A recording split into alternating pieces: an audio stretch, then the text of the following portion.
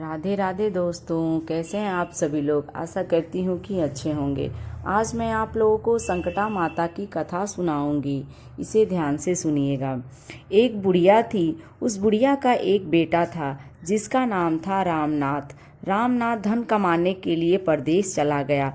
बुढ़िया अपने पुत्र के विदेश जाने के बाद बहुत चिंतित और दुखी रहने लगी, क्योंकि बहू उसे प्रायः नित्य खरी खोटी सुनाया करती थी। इसलिए बुढ़िया प्रतिदिन चिंतित और उदास रहती और घर के बाहर स्थित कुएं पर बैठकर रोया करती थी। बुढ़िया का यह क्रम रोज चलता रहा। एक दिन कुएं में से दिए की माँ नामक एक स्त्री निकली और उसने बुढ़िया से पूछा, बूढ़ी माँ, तुम इस तरह बैठकर क्यों रोती हो? तुम्हें किस बात का कष्ट है? तुम मुझे अपना दुख बताओ, मैं तुम्हारे दुख दूर करने का प्रयत्न करूंगी। बुढ़िया ने उस स्त्री का प्रश्न सुनकर कोई भी जवाब नहीं दिया और रोती ही रही।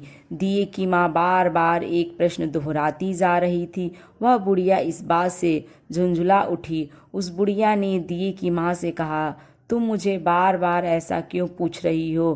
क्या सचमुच ही तुम मेरा दुख जानकर उसे दूर कर दोगी? बुढ़िया के बात सुनकर दिए की माँ ने उत्तर दिया, मैं अवश्य ही तुम्हारे कष्टों को दूर करने का प्रयत्न करूंगी। बुढ़िया ने दिए की माँ से ऐसा आश्वासन पाकर कहा, मेरा बेटा कमाने के लिए परदेश चला गया है। उसके पीछे मेरी बहू मुझे बहुत ही बुरा भला कहती रहती है, यही मेरे दुख का कारण है। बुढ़िया की बात सुनकर दिए की माँ ने कहा, यहाँ के वन में संकटा माता रहती हैं। तुम अपना दुख उनसे सुनाकर कष्ट से छुटकारा पाने के लिए प्रार्थना करो। माँ बहुत दयालु हैं, दुखियों के प्रति बहुत सहानुभूति रखती हैं। निसंतानों को संतान, निर्धनों को धनवान, निर्बल को बलवान और अभागों को भाग्यवान बनाती हैं। उनकी कृपा से सौभाग्यवती स्त्रियों का सौभाग्य अचल हो जाता है। कुंवारी कन्याओं को अपने इच्छित वर की प्राप्ति होती है। रोगी अपने रोग से मुक्त होते हैं। इसके अलावा जो भी मनोकामना हो वह सभी को पूरा करती हैं, इसमें कोई भी संदेह नहीं है। दिए की माँ से ऐसी विलक्षण बात को सुनकर बुढ़िया संकटा माता के पास गई और उनके चरणों पर गिरकर विलाप करने लगी। संकटा माता ने बड़ी ही दयालु होकर बुढ़िया से पूछा, बुढ़िया, तुम किस कारण इतने दुख से बार बार रोती रहती हो? बुढ़िया ने कहा, हे माता, आप तो सब कुछ जानती हो, आपसे तो कुछ भी छिपा नहीं है। आप मेरे दुख को दूर करने का आश्वासन दें तो मैं अपनी दुखद गाथा आपको सुनाऊं। बुढ़िया की बात सुनकर संकटा माता ने कहा, मुझे पहले अपना दुख बताओ। दुखियों का दुख दूर करना ही मेरा काम है। संकटा माता के ऐसा कहने पर बुढ़िया ने कहा, हे माता, मेरा लड़का परदेश चला गया है। उसके घर में ना रहने से मेरी बहू मुझे बहुत तरह तरह की सुनाया करती है। उसकी बातें मुझसे सहन नहीं होती। इसी कारण परेशान होकर मैं बार बार रोया करती हूँ। बुढ़िया की इस दर्द भरी कथा को सुनकर संकटा माता ने कहा, तुम घर जाकर मेरे लिए मन्नत मनौती मांग कर मेरी पूजा करो, इससे तुम्हारा लड़का सकुशल घर वापस आ जाएगा। मेरी पूजा के दिन सुहागन स्त्रियों को आमंत्रित कर उन्हें भोजन कराना। ऐसा करने से तुम्हारा लड़का अवश्य ही तुम्हारे पास आ जाएगा। संकटा माता का कहे अनुसार उस बुढ़िया ने मनौती मांग कर पूजा की और सुहागिन स्त्रियों को भोजन के लिए आमंत्रित किया। परंतु विचित्र बात यह हुई कि जब बुढ़िया ने स्त्रियों के लिए लड्डू बनाने शुरू किए तो उससे 7 ही की जगह 8 लड्डू बन गए। इस बात से बुढ़िया बहुत ही असमंजस में पड़ गई। ऐसा होने का क्या कारण है? कहीं मुझसे गिनने में तो गलती नहीं हो रही, अथवा अपने आप 8 लड्डू बन जाने का कोई अन्य कारण है? उसी समय संकटा माता एक वृद्ध स्त्री के रूप में बुढ़िया के सामने प्रकट हुई और बुढ़िया से पूछा, क्यों बुढ़िया, आज तुम्हारे यहाँ कोई उत्सव है क्या? यह सुनकर बुढ़िया बोली, आज मैंने संकटा माता की पूजा की है और सुहागिन स्त्रियों को भोजन के लिए आमंत्रित किया है, किंतु जब गिनकर 7 लड्डू बनाती हूँ तो वह लड्डू अपने आप ही 8 बन जाते हैं। मैं इसी बात से चिंता में पड़ गई हूँ। बुढ़िया की बात सुनकर संकटा माता ने कहा, क्या तुमसे किसी बुढ़िया को भी तुमने आमंत्रित किया है? बुढ़िया कहने लगी, नहीं, मैंने ऐसा नहीं किया, परंतु तुम कौन हो? संकटा माता ने कहा, मैं बुढ़िया हूँ, मुझे ही आमंत्रित कर लो। ऐसा सुनकर बुढ़िया ने उस बूढ़ी बुढ़िया रूपी धारी संकटा माता को भोजन के लिए आमंत्रित कर लिया। इसके बाद बुढ़िया के घर पर सभी आमंत्रित सुहागनें आ पहुंची और बुढ़िया ने सबको लड्डू तथा अन्य मिठाई आदि का भोजन कराया। इससे संकटा माता उस बुढ़िया पर बहुत ही प्रसन्न हुई और माता की कृपा से उस बुढ़िया के बेटे के मन में अपनी माता और पत्नी से मिलने की इच्छा उत्पन्न हुई और वह अपने घर के लिए चल दिया। कुछ दिन बीतने के बाद वह बुढ़िया संकटा माता की पूजा कर सुहागिनों को भोजन करा रही थी कि किसी ने उसके लड़के के आने की सूचना दी, लेकिन बुढ़िया अपने काम में लगी रही। उसने कहा, लड़के को बैठने दो, मैं सुहागिनों को जिमा कर अभी आती हूँ। लड़के की बहू ने पति के आने का समाचार सुना। उसी क्षण पति के स्वागत के लिए तुरंत घर की ओर चल दी। लड़के ने अपनी पत्नी को देखकर मन में सोचा कि मेरी स्त्री मेरे प्रति कितना प्रेम करती है, जो खबर पाते ही मुझसे मिलने आ गई। परंतु मेरी माँ तो मुझ पर जरा भी मुझसे प्रेम नहीं करती। मेरे आने की खबर पाकर भी मेरी माँ मुझसे मिलने नहीं आई। जब पूजा का काम समाप्त हो गया, सभी सुहागिनें भोजन करके अपने अपने घर को लौट गईं। बुढ़िया अपने बेटे से मिलने के लिए उसके पास पहुंची। माँ के आने पर लड़के ने पूछा, माँ अब तक कहाँ थी?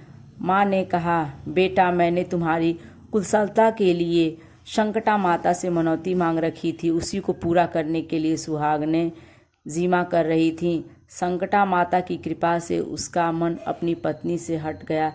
उसने माँ से कहा, माँ या तो मैं यहाँ रहूँगा या यह रहेगी। बुढ़िया ने कहा, बेटा तुम्हें मैंने बड़ी कठिन तपस्या से पाया है, इसलिए तुम्हें छोड़ नहीं सकती। इसलिए चाहे बहू का त्याग भी करना पड़े तो मैं कर सकती हूँ। अतः लड़के ने अपनी स्त्री को घर से निकाल दिया। घर से निकलकर बाहर आई तो बहुत दुखी मन से एक पीपल के पेड़ के नीचे बैठकर रोने लगी। एक राजा उधर से जा रहा था। उसे रोता देखकर राजा रुका और पूछा, तुम क्यों रो रही हो? तब उसने अपनी सारी व्यथा राजा को कह सुनाई। राजा ने कहा, आज से तुम मेरी धर्म बहन हो, इसलिए रो मत। मैं तुम्हारे सभी संकटों को दूर करने का प्रयास करूंगा। यह कहकर राजा उस स्त्री को अपने महल में लेकर आ गया। महल जाकर राजा ने रानी को सारी कथा सुनाई और रानी को कहा, देखो आज से मेरी यह धर्म बहन है, इसी महल में रहेगी और इसको किसी भी प्रकार का कष्ट नहीं होना चाहिए। राजा के यहाँ पहुंचकर कुछ दिन बाद धर्म से प्रेरित होकर रामनाथ की स्त्री ने भी संकटा माता का व्रत आरंभ कर दिया और संकटा माता के निमित्त सुहागिनों को भोजन कराने के लिए आमंत्रित किया। उसने रानी को भी आमंत्रित किया। तब सभी सुहागिनें लड्डू खाने लगीं तो रानी ने कहा, मुझे तो रबड़ी, मलाई और स्वादिष्ट मिष्ठान ही हजम होते हैं, यह पत्थर समान लड्डू कैसे हजम होंगे? ऐसी अवहेलनापूर्ण बातें कहकर रानी ने लड्डू खाने से मना कर दिया। कुछ समय बाद संकटा माता की कृपा से रामनाथ अपनी पत्नी को खोजते हुए राजा के महल में आया। वहां आकर अपनी पत्नी को संकटा माता की पूजा करते हुए देखा तो संकटा माता को हाथ जोड़कर प्रणाम किया और अपनी पत्नी से कहा, प्रिय मेरे अपराध को क्षमा करो। पत्नी ने कहा, नाथ यह सब प्रारंभ से ही होता है, इसमें आपका कोई दोष नहीं है। आप मेरे ईश्वर रूप हो, मेरे ही अपराध को क्षमा करें। यह कहकर दोनों ने विधि पूर्वक संकटा माता का व्रत कथा सुनी, संकटा माता की पूजा की। पूजा को समाप्त कर सुहागिनों को जिमा कर दोनों पति पत्नी अपने घर की ओर प्रस्थान के लिए तैयार हुए। जाते समय रामनाथ की स्त्री ने राजा रानी से कहा, जब मुझ पर दुख पड़ा था तो आप लोगों ने धर्म बहन बनाकर मुझे आश्रय दिया था, लेकिन आपको किसी भी तरह की सहायता की आवश्यकता हो तो मेरी कुटिया में निसंकोच चले आना। ऐसा कहकर दोनों पति पत्नी अपने घर चले आए। संकटा माता के प्रसाद का निरादर करने के कारण रानी पर भारी संकट आ पड़ा।